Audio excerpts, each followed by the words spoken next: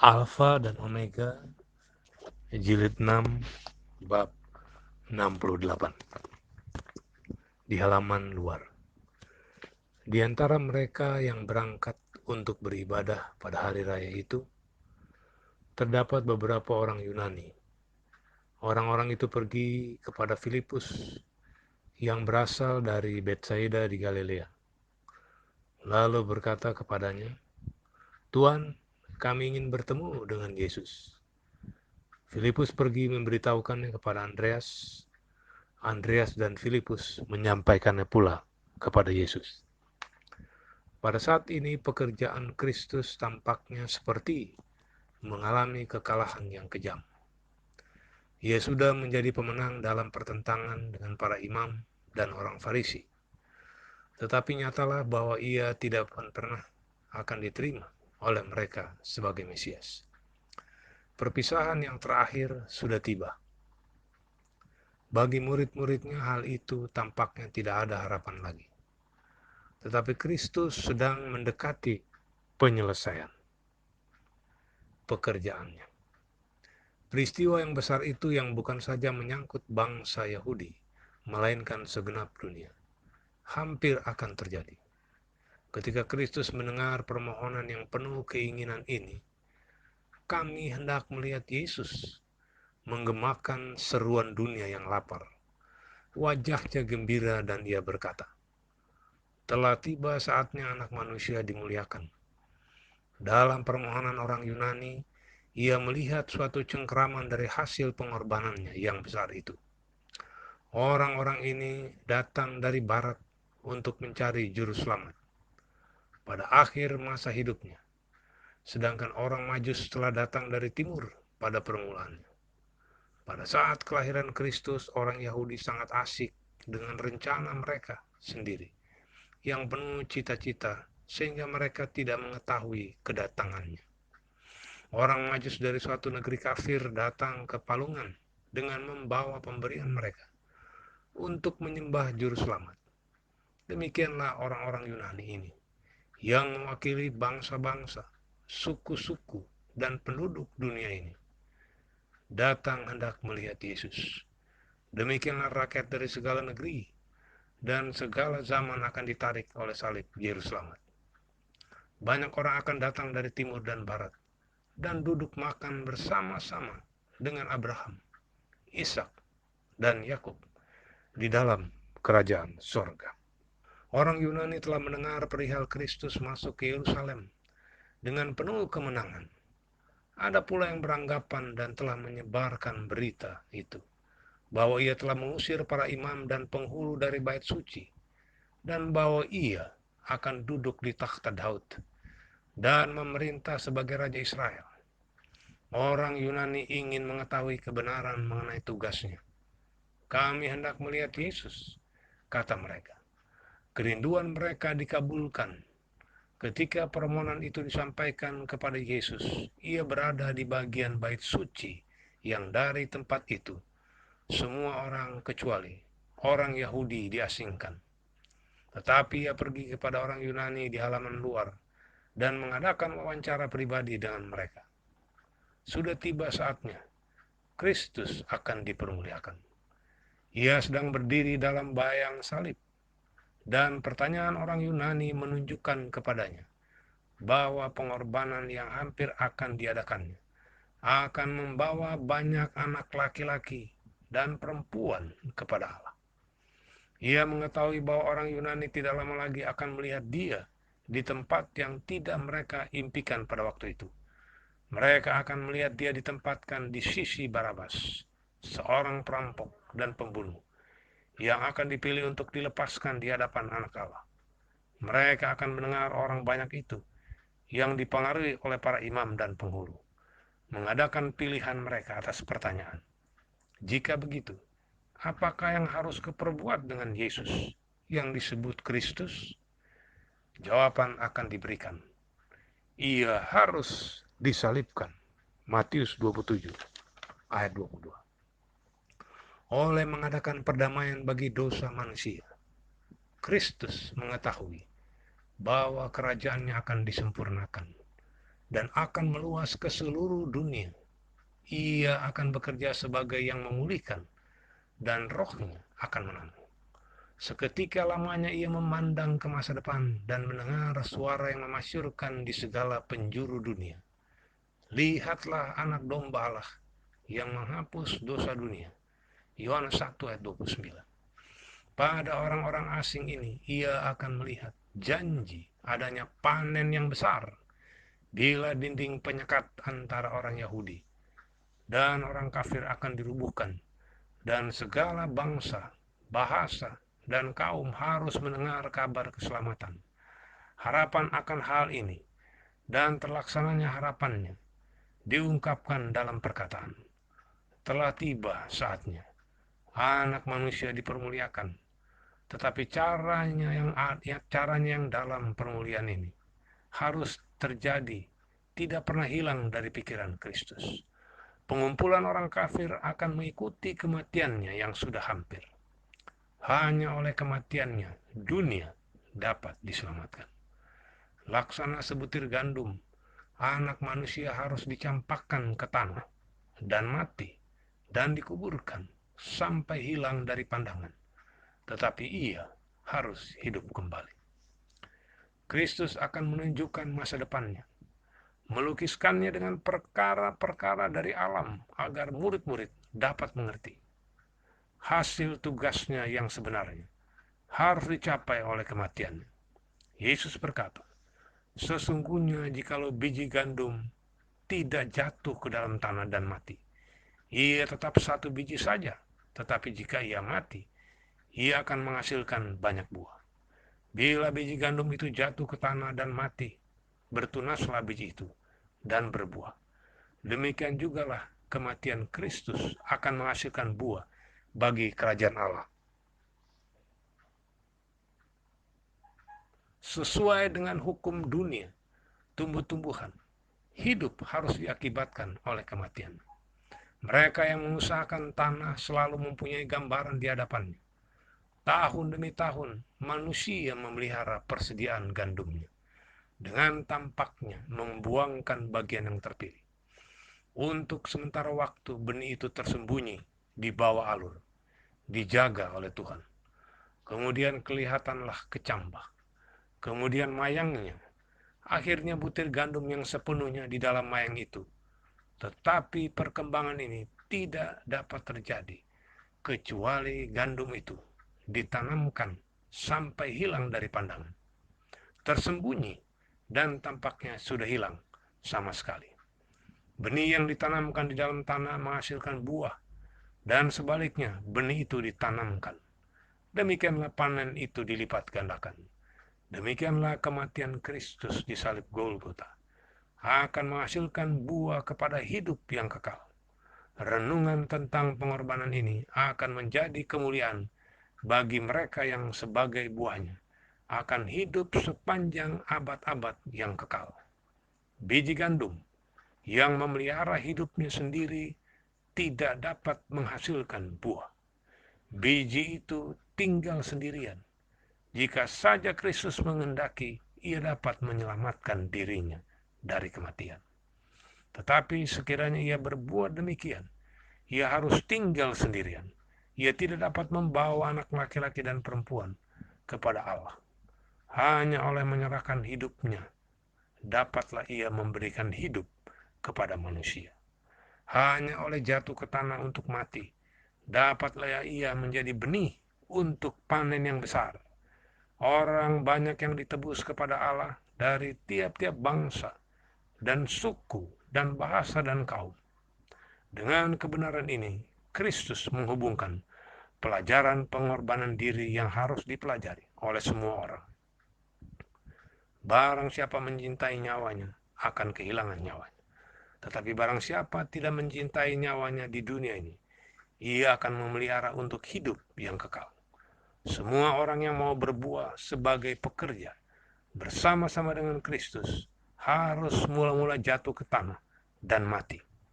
Hidup harus dicampakkan ke dalam alur keperluan dunia, cinta akan diri sendiri, memikirkan kepentingan diri sendiri, harus binasa. Dan hukum pengorbanan diri adalah hukum pemeliharaan diri. Tukang kebun memelihara gandumnya dengan jalan mencapakannya. Demikian juga dalam kehidupan manusia. Memberi berarti hidup. Hidup yang akan dipelihara ialah hidup yang diberikan dengan bebas dalam pelayanan kepada Allah dan manusia. Mereka yang untuk nama Kristus mengorbankan hidup mereka dalam dunia ini akan memeliharanya sampai kepada hidup yang kekal. Hidup yang digunakan bagi diri sendiri adalah seperti gandum. Yang dimakan gandum itu lenyap, tetapi tidak bertambah banyak. Seorang dapat mengumpulkan segala sesuatu yang dapat dikumpulkannya bagi dirinya sendiri. Ia dapat hidup dan berpikir dan merencanakan untuk diri sendiri, tetapi hidupnya berlalu dan ia tidak mempunyai apa-apa. Hukum melayani diri sendiri adalah hukum membinasakan diri sendiri.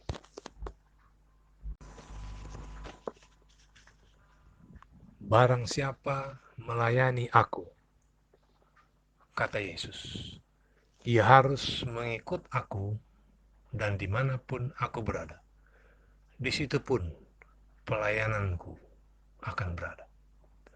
Barang siapa melayani aku, ia akan dihormati Bapa. Semua orang yang telah menanggung salib pengorbanan bersama Yesus akan mengambil bagian bersama-sama dengan Dia dari kemuliaannya. Adalah kegembiraan dalam hal ini.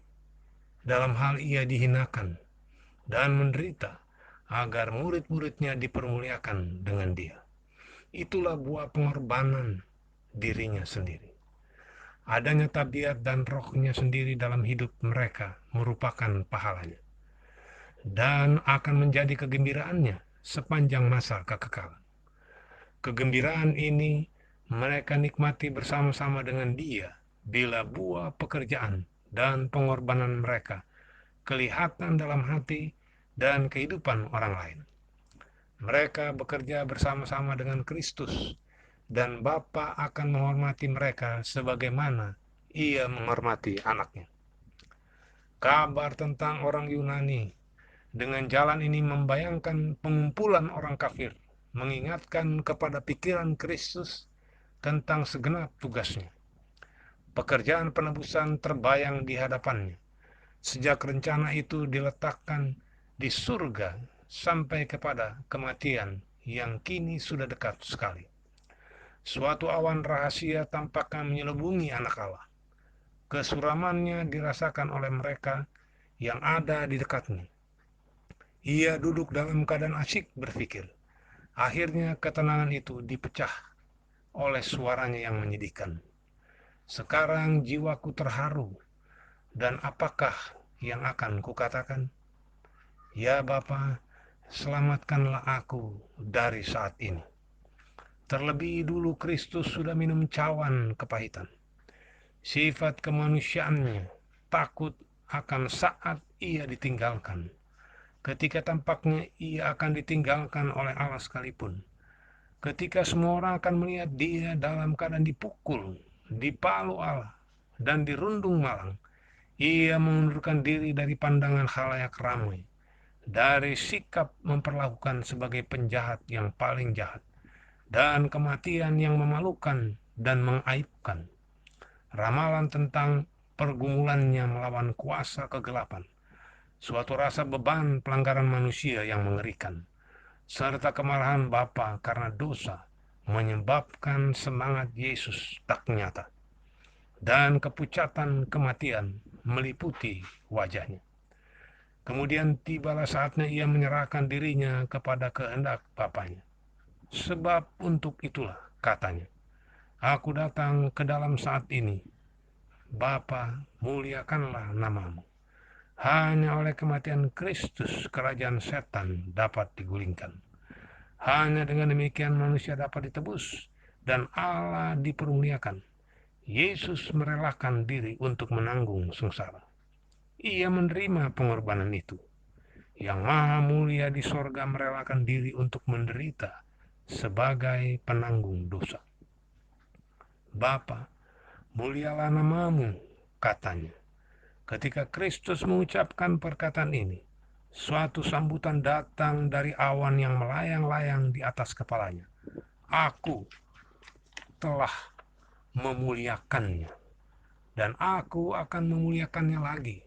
Segenap kehidupan Kristus dari palungan sampai saat ketika perkataan ini diucapkan telah mempermuliakan Allah, dan dalam ujian yang akan datang, penderitaan manusia, ilahinya sesungguhnya akan mempermuliakan nama Bapaknya.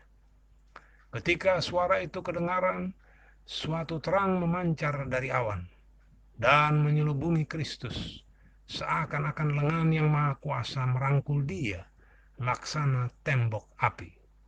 Orang banyak memandang peristiwa ini dengan ketakutan dan keheranan. Tidak seorang pun berani berbicara dengan bibir yang diam.